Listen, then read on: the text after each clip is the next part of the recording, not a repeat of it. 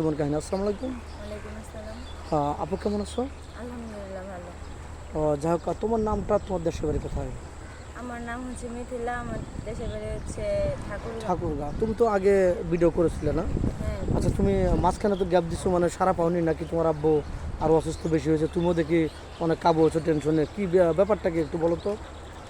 না, আমার আব্বু অনেক অসুস্থ ছিল, এই কারণে আমার আব্বু যে বলাই তো হয়েছিল মিডিয়াতে জি যে জি জি। আমার আব্বু গাড়ি অ্যাক্সিডেন্ট করছে। আচ্ছা তারপর অনেক অসুস্থ হয়ে পড়ছিল, তো অত দূর থেকে আমার তো আর আসা যাওয়া সম্ভব না, আচ্ছা তাই না? অনেক খরচ, এই কারণে আমি আর আসি না।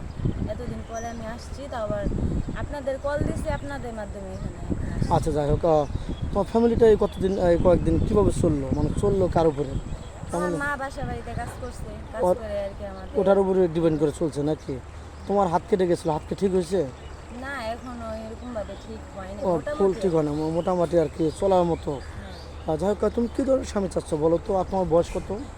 আমার বয়স হচ্ছে 21 বছর। আচ্ছা, 21 শেষ। আচ্ছা, বয়স কত লাগবে? 30, 35, 40?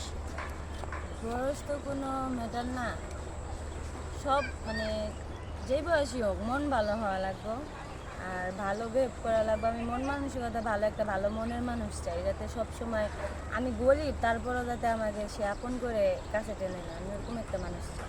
আচ্ছা, অ্যাকচুয়ালি তোমার আব্বুর কী হয়েছিল জানো? রিক্সা চালাতে যায় অ্যাক্সিডেন্ট হয়েছিল হ্যাঁ, নাকি? রিক্সা চালাতে যায় রোড অ্যাক্সিডেন্ট হয়েছিল। ও, এখন তোমরা 3 বোন, কোনো ভাই নাই তো?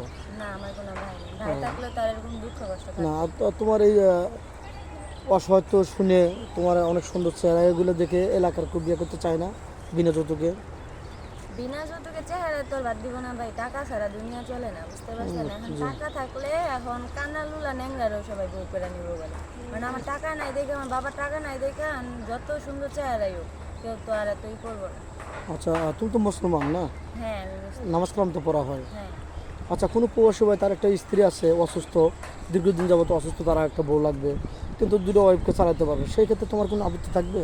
না, সে যদি আরেকটা বিয়ে করে যদি দুজনে রাখতে পারে, কোনো ঝামেলা না করে, তাহলে তো আমার কোনো সমস্যা নেই। তোমার কোনো আপত্তি যদি নেই? তার বউয়ের সম্মতি থাকে তাহলে তো আমার কোনো সমস্যা নেই। আচ্ছা, স্বামীর সাথে যেমন আমাদের চ্যানেল থেকে তোমাকে একটা সারা হইলো বা বিয়ের সাথে হয়ে গেল, তার সাথে 2-4 মাস কথাবার্তা বলে আবার 2-4 লক্ষ টাকা কাবিন তুলে আবার তার সাথে প্রতারণা করবে না তো? এরকম কিছু করবে কিনা? আমি এত দূর থেকে তো আর প্রতারণা করার জন্য আসি নাই, আমি গরিব ঘরের সন্তান, কষ্ট কী জিনিস সেটা আমি ভালো করে জানি।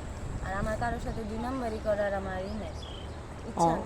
আচ্ছা, তুমি আগের থেকে অনেক কাবু হয়েছো, কোনো টেনশন ফিল করো, মানে কোনো? কারণ আমি চাই না যাতে আমার সাথে কেউ 2 নম্বরই করুক, আমি কারোর সাথে 2 নম্বরই করি, আমি বুঝতে। এরকম মানুষ চাই না, বা আমি আচ্ছা ওরকম করতেও চাই না। আচ্ছা, তুমি কি আদৌ ফোন কিনেছো? না, ফোন কেনার সামর্থ্য তো আর আমার নাই। অনেকজনই তো আর অনেক আশা দিছিল, কেউ তো আর করেনি। কেউ দায়িত্ব নেয় না, শুধু না। এমনি কথা বলতে চায়, কিন্তু আগে আসে দায়িত্ব কেউ নেয় না নাকি? তো যাই হোক, 2-4 মিনিটের মধ্যে কারো জীবন গল্প শেষ করা যায় না, নেক্সট আবার আসবো, আর তুমি একটা ভালো সারা পাবা ইনশাল্লাহ, এটাই দোয়া করি। মেয়েটা কোনো ফোন নেই, আমাদের ইউটিউব চ্যানেল কর্তৃপক্ষ নাম্বার দেওয়া থাকবে, কেউ ভিডিও কল দেবেন না, ভিডিও কল দিয়ে ব্লক করতে বাধ্য হবো। ভালো থাকবেন, সুস্থ থাকবেন, এই বলে শেষ করে দিলাম। আল্লাহ হাফেজ।